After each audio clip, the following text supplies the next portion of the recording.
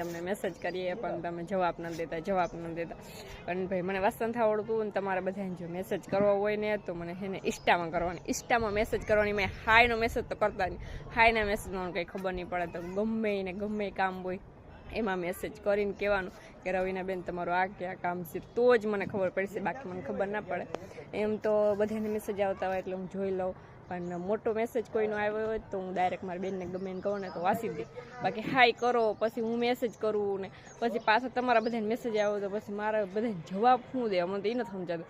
કારણ કે ભાઈ મને વાંચતા ના આવડે, એક તો પાછું ઇંગ્લિશનું ના પાડું તો પાછું ગુજરાતી ઇંગ્લિશ કંઈ નથી આવડતું. કોઈને પણ કામ હોય એટલે મારા ફેસબુકમાંથી છે ને ડાયરેક્ટ મારે ઇન્સ્ટામાં જવાનું. મારી ઇન્સ્ટાની આઈડી છે એમાં તમારે મેસેજ કરવાનો. 2 આઈડી છે, 2માં ગમે એકમાં મેસેજ કરો એટલે હું જવાબ દઈ જ.